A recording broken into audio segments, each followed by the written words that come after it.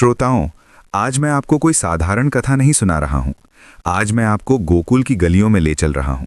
वहां जहां 3.5 वर्ष का एक बालक ऐसा उत्पात मचा रहा है कि स्वयं ब्रह्मा, शिव और इंद्र भी आकाश से झुक झुक कर देख रहे हैं और सोच रहे हैं, क्या सचमुच यही वही जगत का नियंता है। ठाकुर जी अब 3.5 वर्ष के हो गए हैं और जैसे ही ये आयु आई है, मानो उनके शरीर में कोई अदृश्य स्प्रिंग लग गई हो। बैठना उन्हें आता ही नहीं, ठहरना उन्हें सुहाता ही नहीं।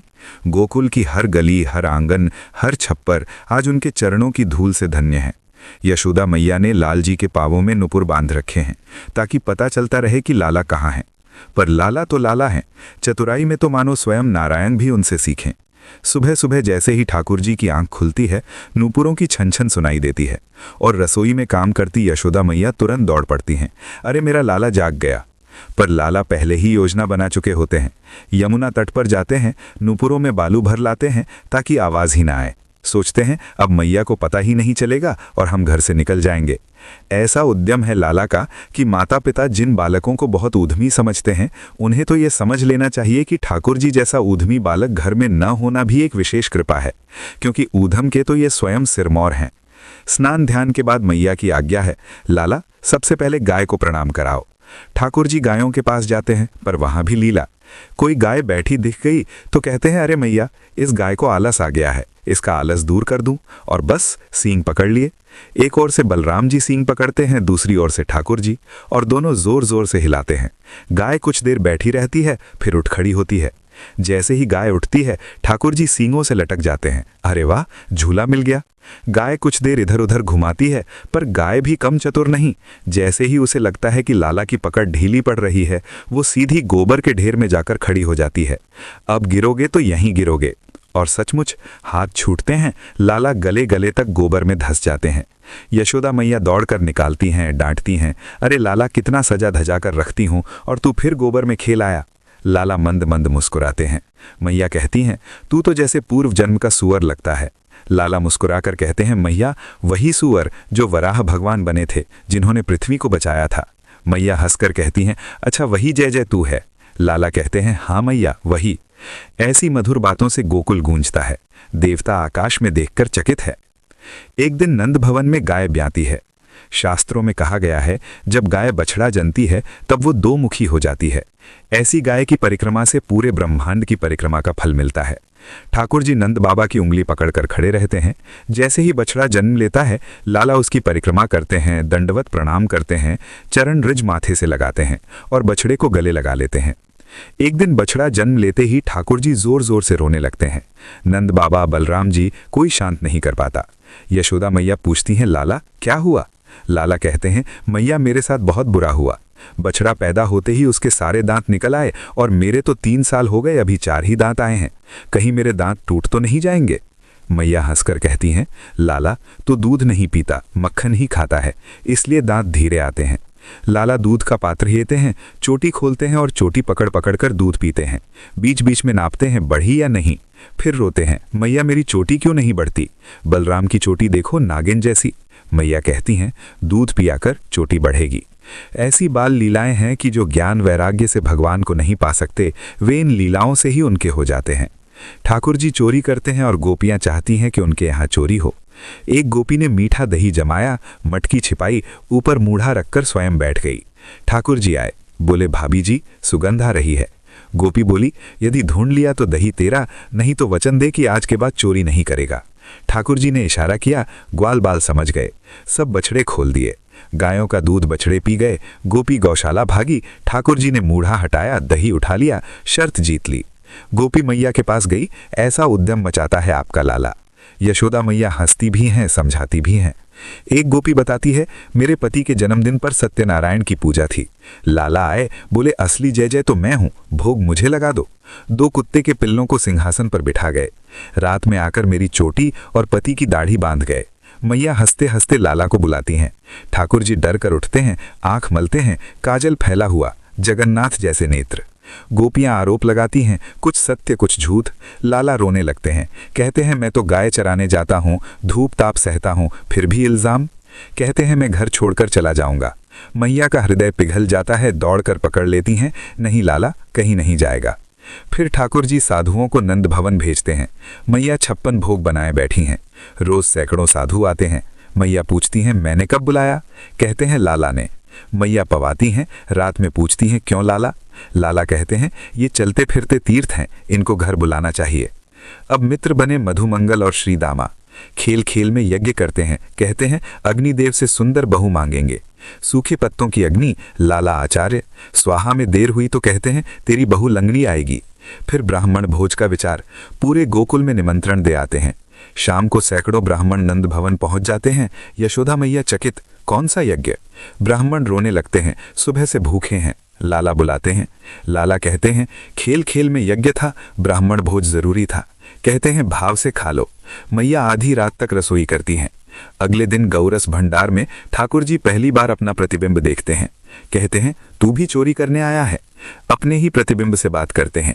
चुपचाप चोरी करके भाग जा, मैया बहुत मारेगी। पीछे से आवाज आती है, लाला। ठाकुर जी घबरा जाते हैं। कहते हैं, मैया चोर पकड़ा है। मैया पूछती हैं, तेरे हाथ में मक्खन कैसे? लाला कहते हैं, धूप से जलन थी, मक्खन लगाया, फिर मक्खी बैठ गई। मैया कहती हैं, अब झूठ भी सीख लिया। लाला ग्वाल बालों से कहते हैं, मिशन फेल, अब दूसरे घर चलेंगे।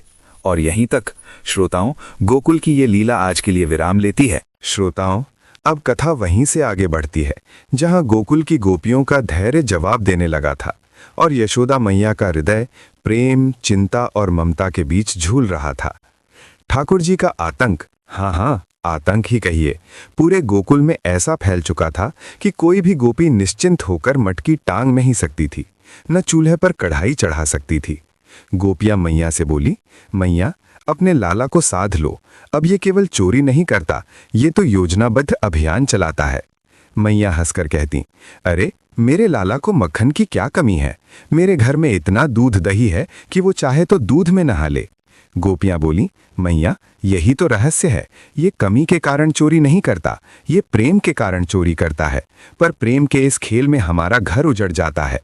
फिर एक गोपी बोली, मैया सुनो, यदि लाला को किसी दिन मक्खन नहीं मिला तो वो चूल्हे में कोयला डाल देगा, आटे में नमक फेंक देगा, सब्जी में पानी डाल देगा, और जब तक चोरी न हो तब तक हमारे घर में भोजन नहीं बनने देगा।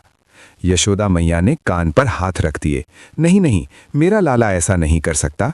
पर भीतर कहीं मैया भी जानती थीं कि ये बालक साधारण नहीं है। एक दिन का प्रसंग है। गोकुल में उत्सव का दिन था। सब गोपियां अपने अपने आंगन में व्यस्त थीं।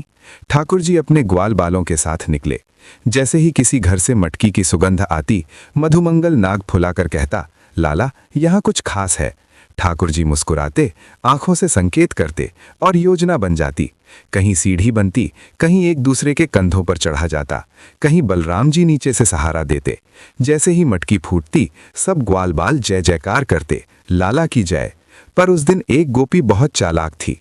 उसने मटकी इतनी ऊंचाई पर बांधी कि कोई उपाय न दिखे। ठाकुर जी आए, देखा, सोचा, फिर बोले, आज बुद्धि से काम लेना होगा। सब ग्वाल बालों को इशारा किया। थोड़ी देर में सब बछड़े एक साथ रंभाने लगे। गायें व्याकुल हो गईं। गोपी दौड़कर गौशाला गईं। जैसे ही वो गईं, ठाकुर जी ने मटकी उतारी और मक्खन बांट दिया। जब गोपी लौटी, खाली मटकी देख रो पड़ी, मैया अब तो लाला ने हद कर दी।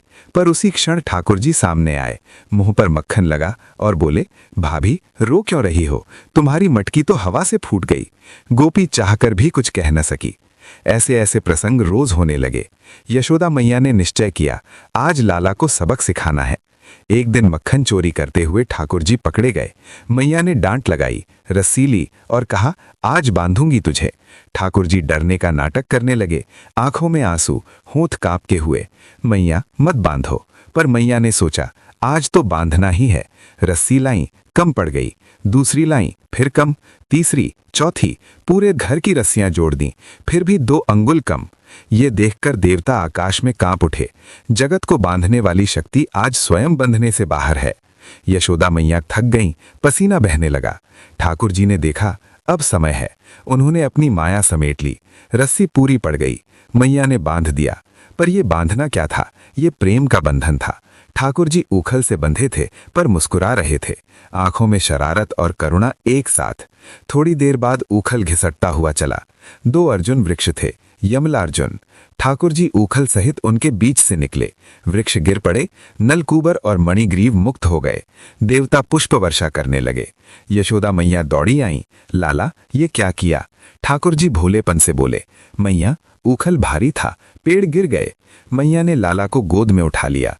मेरे लाल, तुझे कहीं चोट तो नहीं लगी? वही मैया जो अभी बांध रही थीं, अब आंचल से पोंछ रही थीं। ये है प्रेम। आगे कथा चलती है। गोकुल में एक दिन घोषणा हुई, आज वन भोज होगा। सब ग्वाल बाल, गोपियां, गायें, सब यमुना तट की ओर। ठाकुर जी सबसे आगे, बंसी हाथ में। वन में पहुंचकर सबने भोजन निकाला। ब्राह्मणों की पत्नियों का प्रसंग, गोपियों का त्याग, सब कुछ घटित हुआ। पर ठाकुर जी का स्वभाव वही, कहीं से रोटी उठाई, कहीं से माखन छीना, मित्रों में बांटा। मधुमंगल का पेट तो मानो कभी भरता ही नहीं। एक दिन मधुमंगल बोला, लाला, आज पेट भर गया। ठाकुर जी हंसकर बोले, अच्छा, तो कल से तुझे नहीं खिलाएंगे। मधुमंगल घबरा गया, नहीं लाला, मजाक कर रहा था।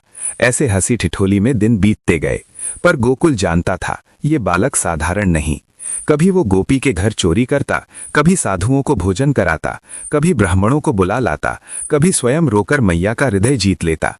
ये सब लीला थी, प्रेम की लीला। अंत में श्रोताओं यही समझ आता है कि ठाकुर जी की बाल लीलाएं केवल हास्य नहीं है, ये उपदेश है। वे सिखाते हैं कि भगवान को पाना है तो सरल बनो, बालक बनो, प्रेम से भर जाओ। ज्ञान और वैराग्य के कठिन मार्ग से जो नहीं पहुंच पाते, वे इन लीलाओं में डूबकर सहज ही पार हो जाते हैं। गोकुल की गलियों में जो मक्खन बिखरा है, वो केवल दही का नहीं, वो प्रेम का मक्खन है। और उस मक्खन का चोर स्वयं परमात्मा है। यही है ठाकुर जी की लीला, यही है उनकी महिमा।